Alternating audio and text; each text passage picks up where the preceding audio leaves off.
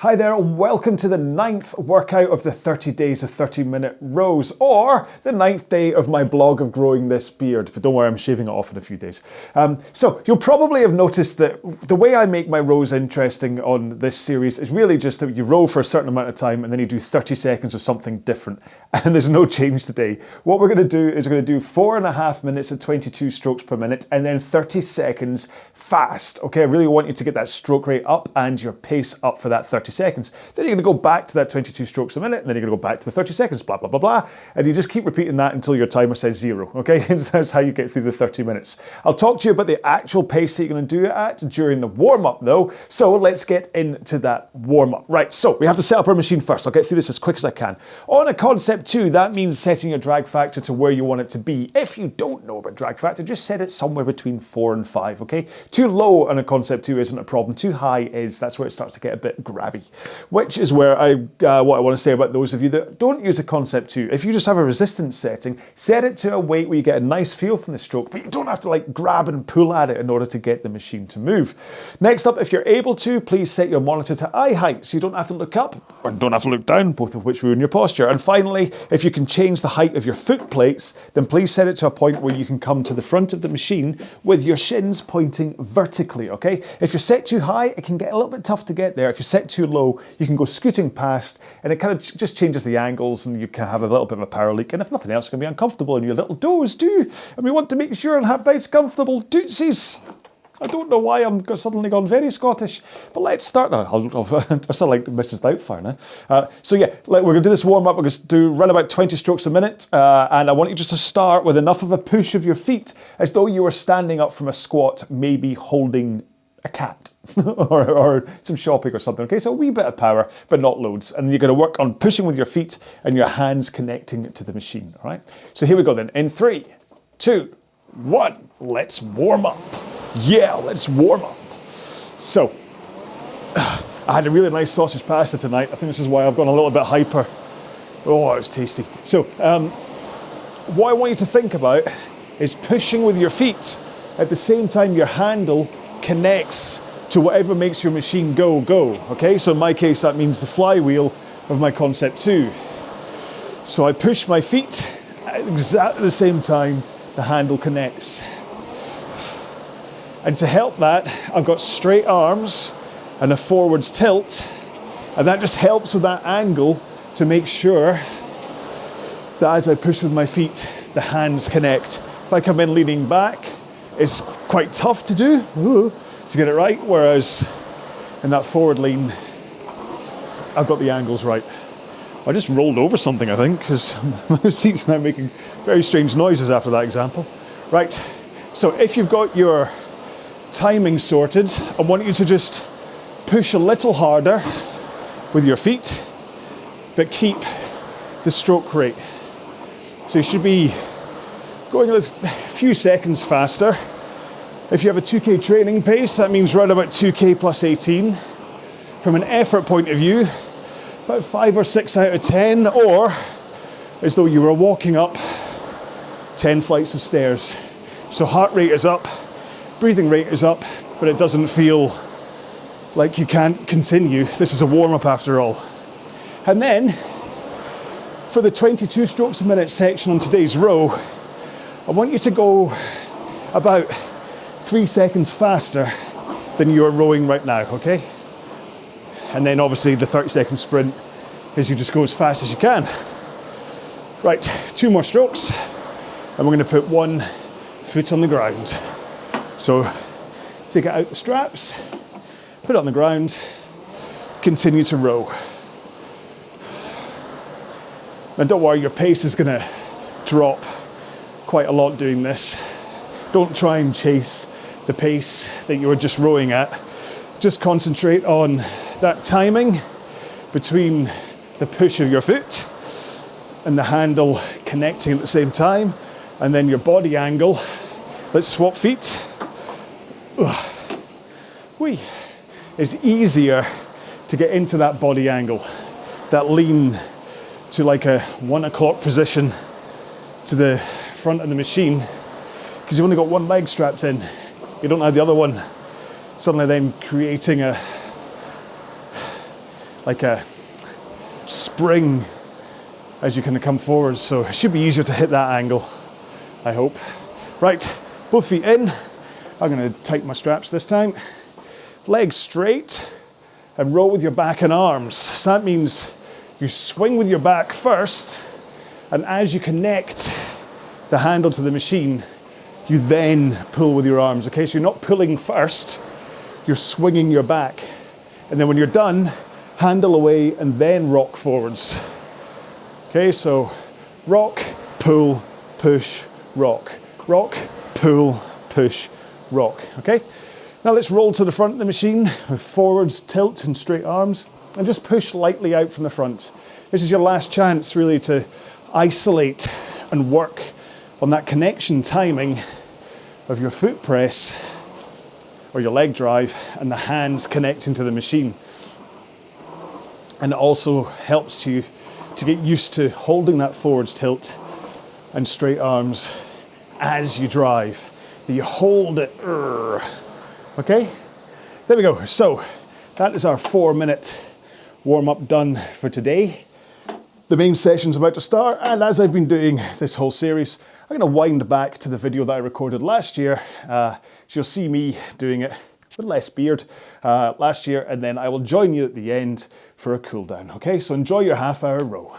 I'll keep you right with when to start and stop. Hopefully I won't be telling you any little stories today and completely forget to do the sprint. But if I do, then my apologies. That's quite embarrassing in yesterday's one, wasn't it? Anyway, right. So 4.5 minutes and 22 strokes a minute. 22 strokes a minute's a little bit awkward, but hopefully together we'll get in time after a few strokes. So just follow me on the video or listen to me on the podcast, and you should hear the whoosh of my flywheel on the podcast to follow along to that. All right? Okay then, let's get into this. In 3, 2, 1, let's go. So 2K plus 16 pace at this rate. Like I say, it's higher than what a bottom tier row would be. I tend to, once I get past the 20 strokes a minute, 2K plus 18, you do start to kind of get towards the upper end of a bottom tier, if nothing else. It's just that little bit more of a push that you need from your legs in order to get the pace up to 2K plus 16. And the stroke rate does feel that little bit faster. I usually say that 24 strokes a minute is when things start to feel a lot more fluid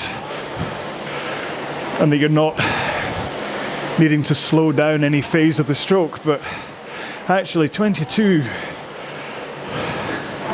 feels as though you have to keep everything flowing nice and smooth and a little bit faster. Don't worry on these things, by the way. If you are like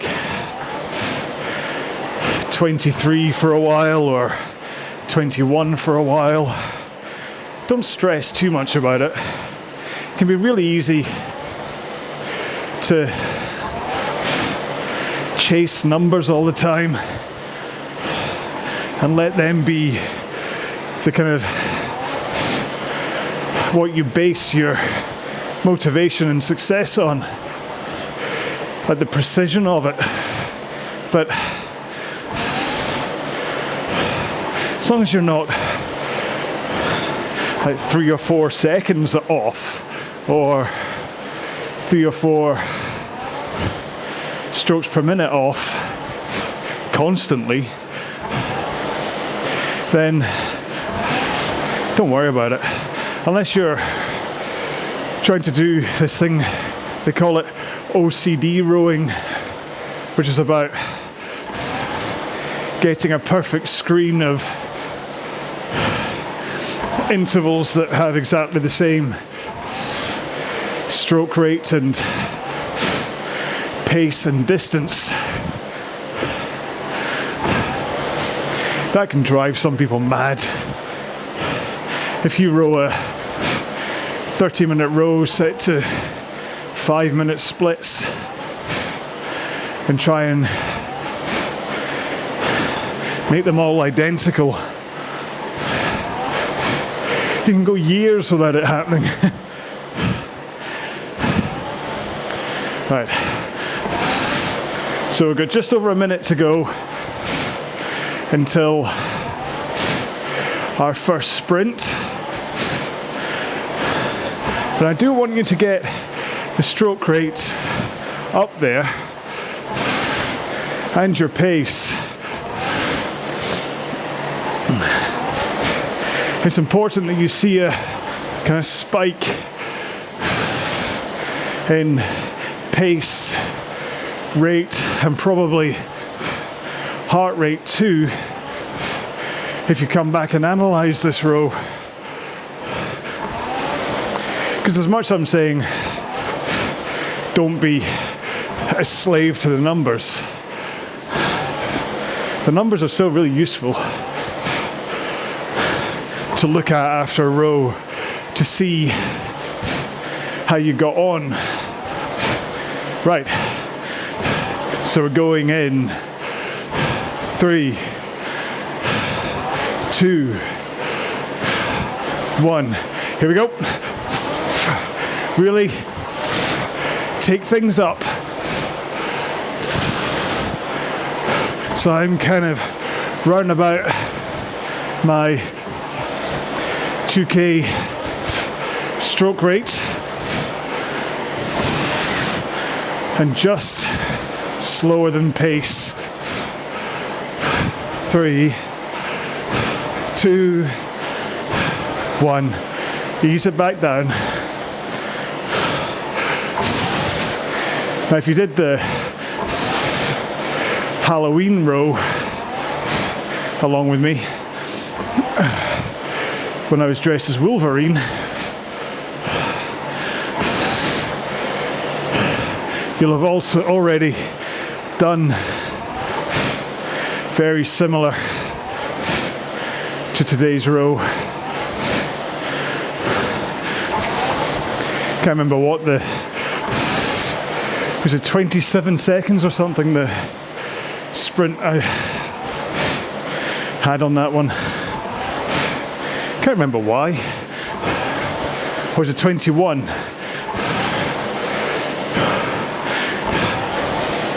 Because it was 31 minutes and 10 seconds in total.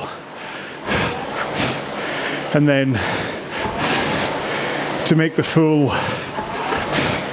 31:10:21 date, I then had 21 seconds of sprinting. Hopefully you are back on rate and pace. Ideally, you want to get back to your rate and pace as quickly as possible after these sprint sections, but it's easy to get distracted, which I just did, or just as we go through this row and the edge gets knocked off you, it can just take 30 seconds or so to lock you back into the right rate and pace. And don't worry, I've not forgotten about technique. I just wanted to make sure we get through 2 of these chunks of 22s and sprints so that we've all experienced what we're meant to be doing and then I'll start talking technique. Hopefully your energy levels are okay today.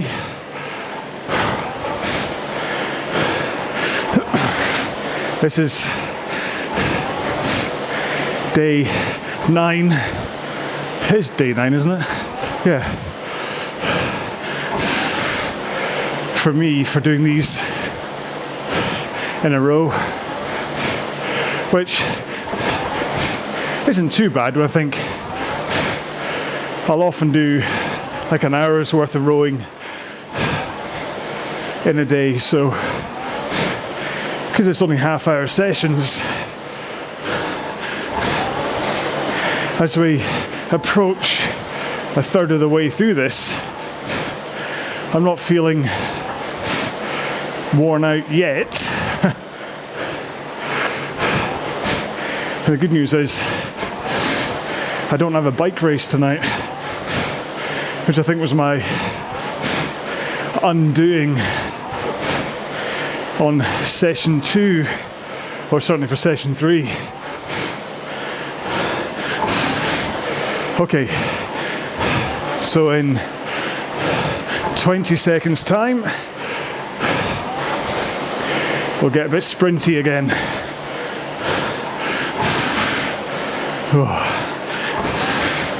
Right, so in 2, 1, let's go sprinting. Get that stroke rate up.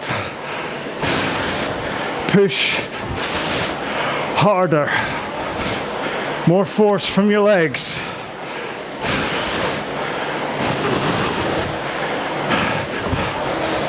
More force from your legs, plus a higher stroke rate, should result in a lot more speed. One more. Back down. Whew.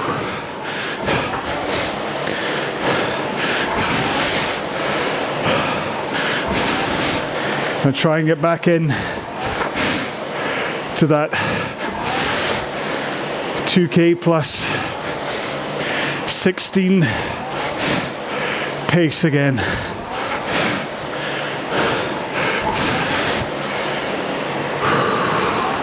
Now, if possible, try not to do anything weird with your technique as you go through this transition out of the sprints and into the slower section again. You want to stay powerful. You don't want to kind of flop in through the stroke because you've just put in that extra exertion.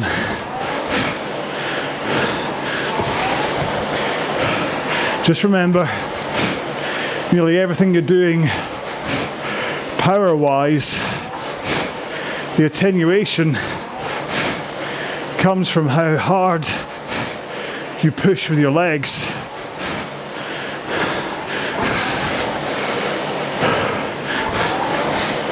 A harder push means a faster drive speed and more power into the machine. And if you match that faster drive speed with a comparatively faster return as well, that's how your stroke rate goes up. And so coming back out of the sprint sections, if you just push slightly softer with your legs, that will create a slower drive speed.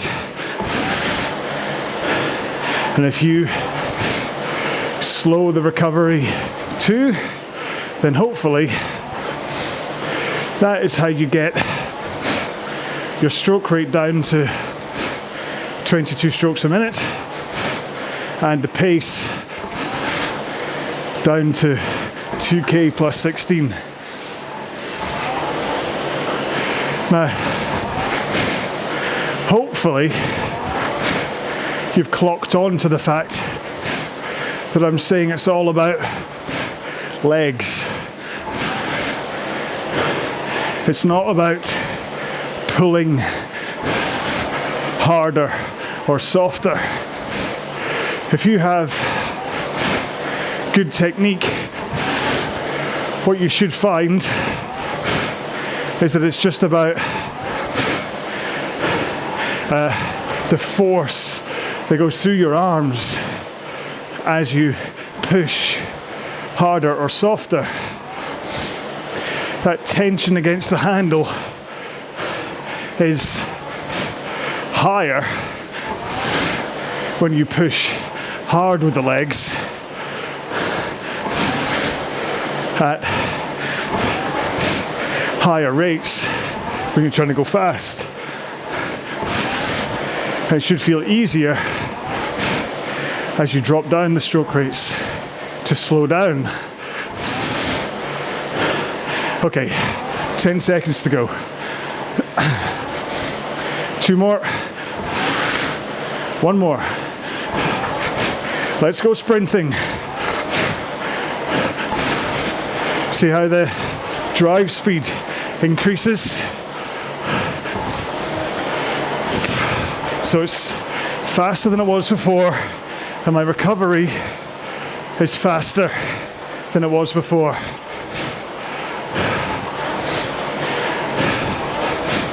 Okay, 3, 2, 1, back down to 22. Slower rate, softer push with your legs. And when it comes to that drive speed and recovery relation, you really, at these lower rates, want to think about your drive speed being twice as fast as your recovery, or your recovery is twice as slow as the leg drive. So it goes 1, 2, 3, 1, 2, 3. Although doing that, I instinctively slowed down to 20 strokes a minute. I'm like Pavlov's dog. Just, yeah, anyway. All I'm saying is that your drive phase should be twice as fast as recovery. And that should make sense. You want to spend twice as long recovering as you do putting in exertion. And then you just have to make sure that your recovery uses as few muscles as possible to allow it to be a recovery. After all, we're not just recovering to the front of the next stroke. We are trying to let our bodies recover after the drive phase. So it's like effort, recover, effort, recover. And that's why I talk about the importance of rhythm and technique when rowing, because that helps you through the different phases of the stroke to have that flow that lets you recover. And one of the most important things about it is that as you drive, you get your legs down, okay? Down at the back of the stroke. You don't tug your feet against the foot straps to stop yourself. So legs drive and they're down. Even think about pointing your toes to the front of the machine as a way to stop you flicking against the foot straps. And then when you get your hands away from you, that starts your recovery, puts your back into that forward tilt, and then all you have to do is bend your knees and you'll slide effortlessly towards the front of the machine. All right, you ready for this next one? In 2, 1. Let's go sprinting.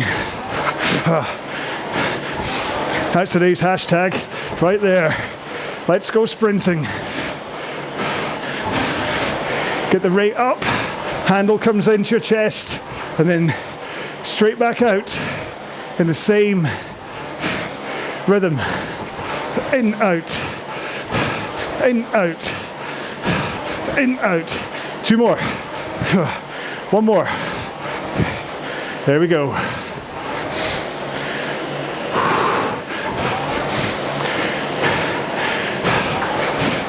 We are under 10 minutes to go. That's good news, isn't it? Just got 2 more of these chunks, if you want to call it that, to go. And it should, as we hit this point, it should have hit that mid-intensity for you and properly reveal itself that this is the intensity you're working at. It's not easy like a bottom to your row. Well, to be fair, they're not easy, they're just the bottom intensity when rowing. Easy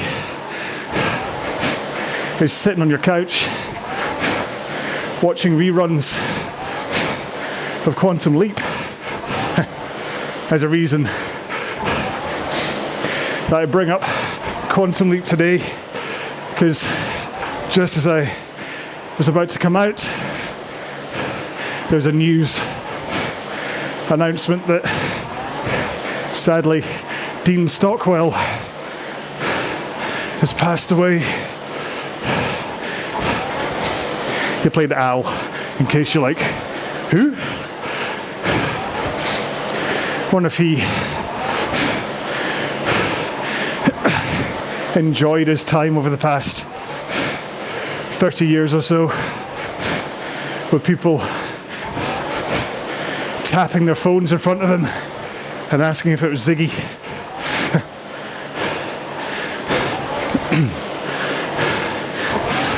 Anyway, what was I? Yeah. So easy is sitting on the couch. Bottom tier rowing is when you are putting in effort and the heart rate starts to climb. But then mid, like today, is when you have to put in that extra little bit of oomph to hold rate and pace You know you can complete, but it's just you have to push a little bit in order to complete. And then top maximum tier rowing is proper eye bulging exhaustion level, which these 30-second sprints, if you were to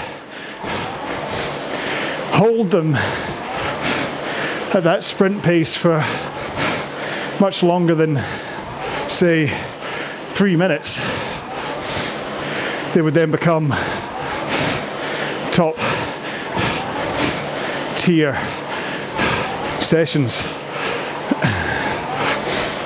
So remember, your power and pace for the sprint that's coming up in 40 seconds comes from that push from the legs.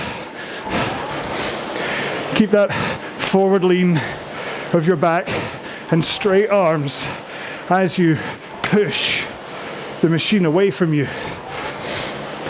That helps to get the power into the machine. Okay, you ready? Just a few more strokes. 2 more. 1 more. Let's go sprinting. Get the rate up. Handle away from you. Helps get the stroke rate up. And then you push with the legs in that forward lean, straight arms.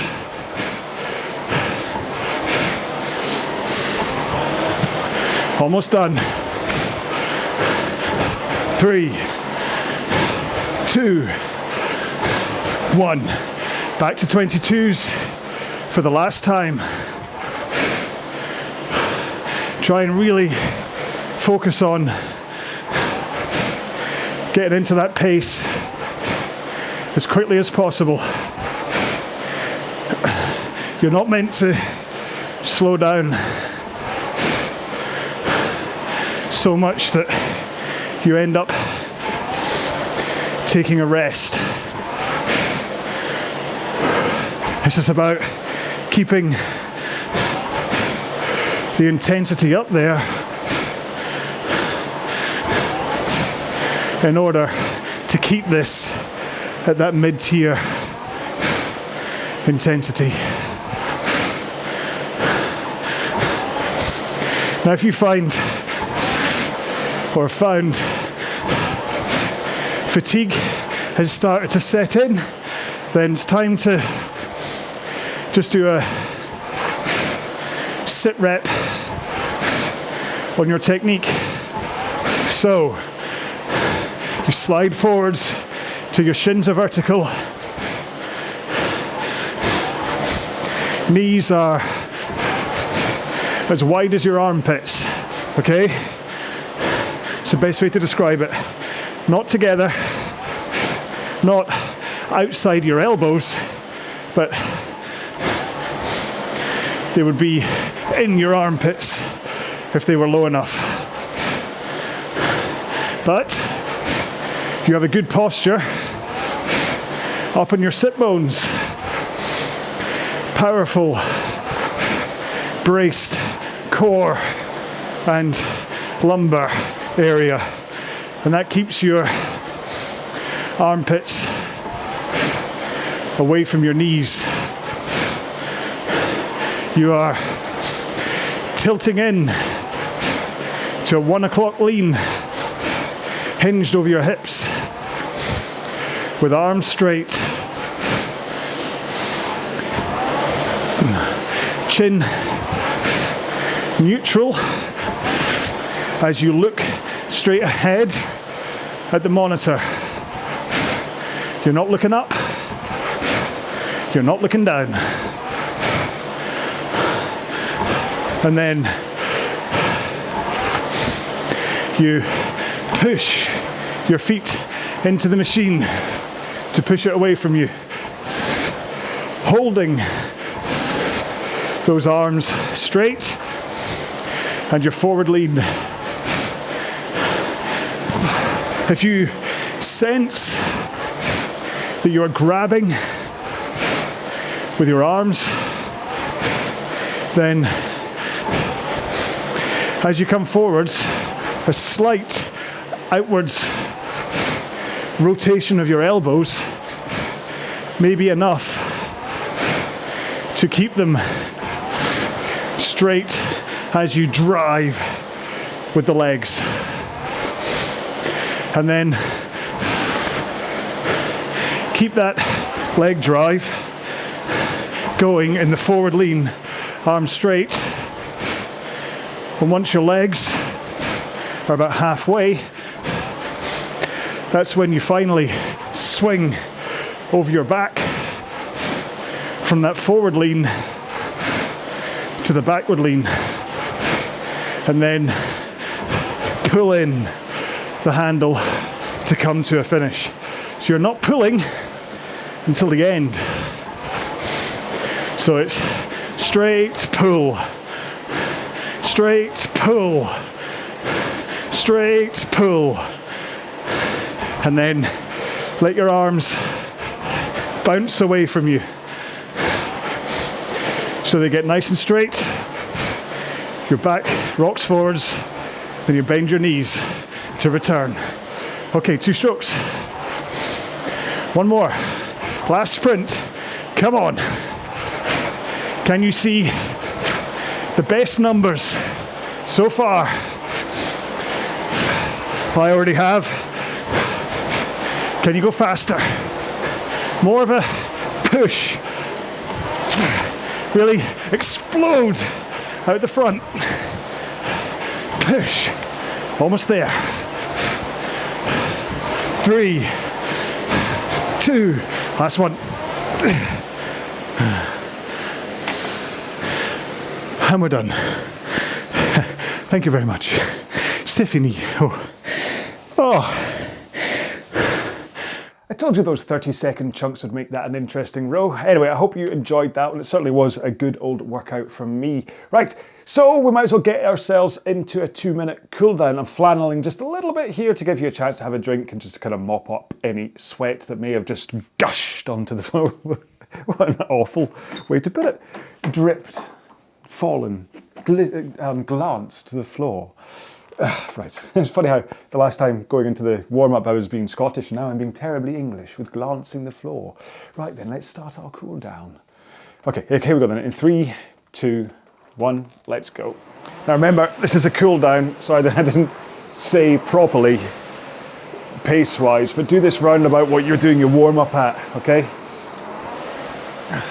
That kind of 5 out of 10, walking up a flight of stairs kind of intensity.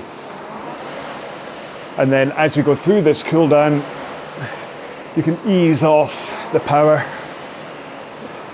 just less of a push with the legs. Try and hold the same stroke rate. I mean, it's quite a good thing to do sometimes, is actually just row at 20 strokes a minute and just start off quite slow and then gradually keeping at 20 strokes per minute, gradually increase your pace and just see how the power from your legs can really affect your pace. Remember, there's 2 real ways to get pace when rowing: power from the legs and stroke rate. Yes, how much you pull to a finish is going to make some difference, but nowhere near as much as how much you push with your legs or your stroke rate.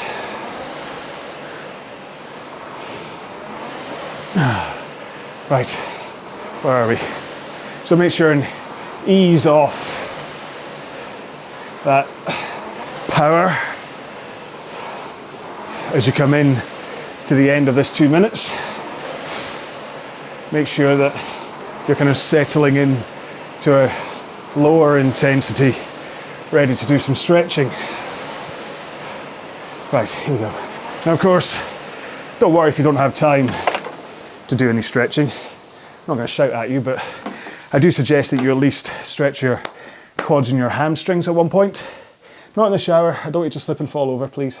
But yeah, if you can stretch your quads and your hamstrings, that'll be much better for you. So, or you can join Stretchy John up in the top corner. He will take you through some guided stretching, or I will take you through some stretching on the machine if you don't have space. So put your feet back in the straps, make sure they're loose so you can flick your toes against them.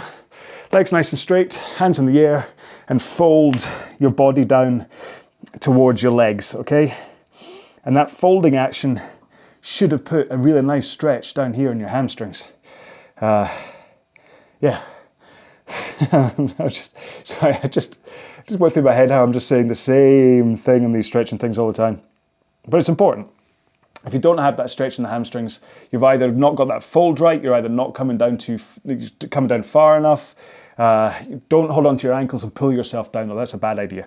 Or you might have a bend in your leg and your knees. So just work with your own angles so you know exactly how your body responds to stretching. So next up, let's do glutes. So one leg up on the rail of the rowing machine, other foot comes over so that your heel is tucked into the crook of your knee. Bring your other knee across your body so you've got a straight line between your head, your knee, and your foot. Hold that knee in place with one arm and then turn your body around, okay? Hold on to the back of the machine and kind of rotate a little bit more. Okay, so I'm trying to, ideally I'd have my chest pointing, would that be perpendicular to my body? Is that right? Perpendicular? Answers in the postcard. Yeah, so that my chest would be kind of facing that way, but I don't think my spine rotates that way or that much. The amount of back problems I've had this year from my SI joint going click. Don't really want to push things, but yeah. This is kind of similar-ish to that, or from a spine point of view, to the supine twist that you can do lying on the floor. The rest of your body's not the same, obviously, because you're stretching your glutes, but... Right, let's change legs. Oh, my laces are untied. I hope I don't trip. Oh, yeah. Oh, Christ, sorry. I'm back with the old man noises again. This is my second workout of today. My first one over lunch was I went for an hour-long run on a treadmill. Just loaded up Zwift Run and went at a very slow pace on like 9.5 kilometers an hour and ran for an hour. And I've not run for ages for like a long distance. So my glutes are a wee bit tender today. Aye. Right then, let's get on to our quads. I'm gonna get chased out of my own country. So do our quads next. Put one finger on the monitor, or pick a finger and put it on the monitor. Flick, oh crikey, there you go, that'd be the run. Flick your foot up against your backside so that your heel touches your backside, and then put enough of a pull here, this is important, enough of a pull you can feel the stretch in your quads, but not so much of a pull that you're gonna be ripping your leg out of its socket or whatever. What would happen? We'd be snapping your quad, I guess, would be all that would happen. But you get what I mean. Enough of a pull that you can get that stretch into your quads. And remember, it's your quad that you're stretching here, not your hip flexor, not your knee, not your shin muscles. Because if you, I'll just change legs. If you hold down at the toes, instead of like up on your upper foot, if you're down at your toes, you can end up stretching your tendons and your ligaments and stuff. And you can just cause yourself a modicum of discomfort, I believe would be the best, politest way to say it. Yeah, and you don't want to do that. I mean, I said before, half the reason I bleat on about technique all the time is to make sure that you don't get injured when you're rowing. So I don't want you to get injured when you're stretching at the end either. So let's do hip flexors next. We weren't stretching them before, but we can now. So I'm gonna do this one with the knee on the ground. So one knee on the ground, my foot behind is up on its toes, my other foot is in front on the floor normally, and my knee is above it. Hopefully that's a good enough description for you podcast folk. And then for the hip that has the knee on the ground, I'm just gonna push it forwards. Whoop. And obviously it wasn't my hip making that noise. And then you're gonna have a good posture as you do it. And that should then give you a really, sorry, I just yawned halfway through that. Should get a really nice stretch right up in that hip flexor. In fact, I can feel it. If I put my hand in my pocket. Any change in here? No. I can feel just the muscle is just like really nicely stretching. I can feel the muscle is I was going to say split, but that sounds awful. But I can kind of feel the musculature anyway. Hey, I can feel my musculature. Look at me. Aren't I amazing? Look at my rippling hip flexors. Okay, let's change legs. I'm sorry, there must have been something in tonight's sausage pasta. Of course, sausage pasta is my danger dish. It was cooking sausage pasta back in 2018. This is what, 4 years ago. It's when I was about to chop up the sausages to make sausage pasta. That was when I had my knife accident. When I was sharpening the knife before doing it, and it fell out of the sharpener, and it went right into my knuckle and kind of like that, and cut right through the tendon, right into my knuckle capsule, and left me like that, which is quite exciting. And then I had to get it all sewn together, and then I was in the cast for, woe was me, for weeks. And I've never really been the same since. I've always been slightly bonkers. Right, what we're going to do next? Let's do forearms next. So hands together in front of your face. Hi, can you see me? Yeah, can you see me? And then push them together, bring them down in front of your body, carry on pushing them together, and you'll get a nice stretch through your fingers. Oh, I've got a dirty finger. And also your forearms, okay? Yeah. So I had a knife accident, and then it just, because I was then off for 8 weeks, couldn't really do anything. That was effectively the end of my racing point when my kind of early 40s. I was, 42 when that happened, I think. Yeah, and then I just never really recovered, never got that kind of top end, that real kind of the cream fitness that I had, never really came back. And I just think, yeah, am I blaming that? I suppose I am. Yeah, but you know what? If that hadn't happened, RowAlong wouldn't have happened. So it was the rehab to get back into rowing after cutting my finger is why I set up RowAlong. So there you go. Hand out straight in front of you, as though you're. If I go to the other hand next, I always start on the left hand. I'm going to start with my right hand, so as though you're shaking someone's hand. Hello, and then bring it across your body, and then hold it in place by kind of looping your other arm over it. Okay, you see what I mean? Obviously, podcast people can't, but. Yeah. When life gives you lemons, make a YouTube channel.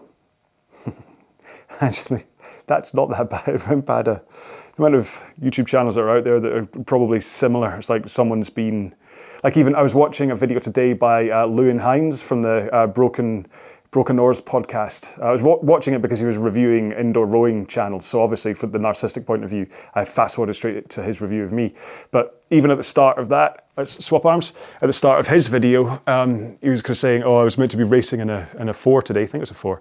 And there was a storm, so he couldn't. So he ended up just at home making a video reviewing indoor rowing YouTube channels instead. So he had lemons and he made a video. So he did basically just what I said, where when life gives you lemons, make a YouTube video. It's a good video, you should check it out. So Broken Oars Podcast is the name of the channel and the podcast. This podcast is really good. Yeah, and he reviews Training Tall, Dark Horse, Cameron Buchan, Essensi, I can't remember if there's someone else, and then me at the very end. He left the best till last. Right, let's do our biceps. This stretching session is going on a wee bit too much today, isn't it? Biceps second last. So hands behind you as though you're a ski jumper. Whee! And then rotate those thumbs outwards. I think it was actually, I think what it is, I've got delusions of adequacy when it comes to my presenting style, because he kept on saying in that video how I was entertaining. So I've now got delusions of adequacy that I'm entertaining. Again, answers on the postcard if you want me just to get back to just doing the stretching and not. But then it has occurred to me that recently, like in most of the videos that I've made recently, not counting these 30-minute ones, but the ones before, I've kind of been a little bit too on the whole, hey, motivation and technique and stuff. I've not really been having my rants. Triceps next, so loop your hand up in the air, but then bring it down your back so it touches your spine, and then use your other hand to just help that tricep up, okay? And this gives you a nice little stretch in your tricep, and it also opens up your lats a little bit as well. Yeah, I mean, if you look back at some of my videos, even from like 2020, that was probably a lockdown madness, to be fair. But yeah, I'd talk about rowing and technique and whatever at first, but then I go into these mad rants about playing the drums and how much I love my wife and all that kind of stuff. None of that's changed. I still play the drums and still love my wife, don't worry. So I swap arms. But I don't know, I think I just seem to kind of start to just talk more about rowing and trying to improve your rowing, maybe in a kind of, I don't know, sometimes I I'm trying to find the missing link. What do I need to do? What do I need to talk about? What videos or sessions do I need to make to try and grow the channel? So sometimes I just try something different. So that's why sometimes I'll just talk about rowing instead of dead mouse. Why would I? Anyway, that's me done with stretching for podcast, folks. So I'll get back on track now. So I do hope you enjoyed today's row, and I hope you enjoyed the journey through whatever's going on in my head for this stretching session. So that's day 9 of the 30 days of 30-minute rows. Do not worry if you've just appeared on day 9 and gone, oh man, I'm on day 9. It really doesn't matter. You can pick up from here. You can go back to row 1 if you want. You can skip every third, like a little sheep gambling through a field, bouncing through the rows, just skipping some bit at a time. It's entirely up to you. They're just, every single one of my rows is just here as a standalone workout for you to do. And it just so happens that every now and then I group them up into a plan, like a 2K plan or the 30 days of 30-minute rows. Or when we come up to the 1st of December, I'm going to do the 12 rows of Christmas again. Because why wouldn't I? But this time I'm just going to be very lazy and just run the 12 rows of Christmas that I made last year. Because why would I? I mean, they were genius. No, they weren't. But they were good rows. So anyway, right, I'm going to go because obviously I need to lie down. and I could do with a nice cup of chamomile tea and a lie down and just to kind of try and calm down from whatever hyper state I'm in. It's probably because I've done 2 workouts today. There's got so many endorphins going through my body. But yeah, thank you so much for putting up with me. You have no idea how much it means to me that you hang around and watch these videos. Everyone that returns back to me, all these familiar names like Scott and Jeff and Frank and Colin and all the people that keep on commenting on the videos. Apologies to every single one of you that I've just missed out. CDDB, BDD, CBDBD, Charlene McKinnon, everyone, Sharita, who's bounced back onto the machine again. And I'm just saying names now because I don't want to miss anyone else. And then obviously Grace, who, I'm going to stop people saying people's names. So that, like an Oscars speech, I know I'm going to end up getting all these emails saying, you didn't say my name. So I'm very sorry, Mike. Anyway. Thank you. Yeah, thanks for putting up with me. It really does mean much. So mean a lot. So I will see you either in row 10 or in one of my little standalone app review videos or something, or technique review videos, or on one of my other rows. But hopefully I will at least see you again, or you will see me again. Okay, leave a comment, tell me to shut up, whatever, and I will see you in another video. Okay, until then, take care, be well, bye bye.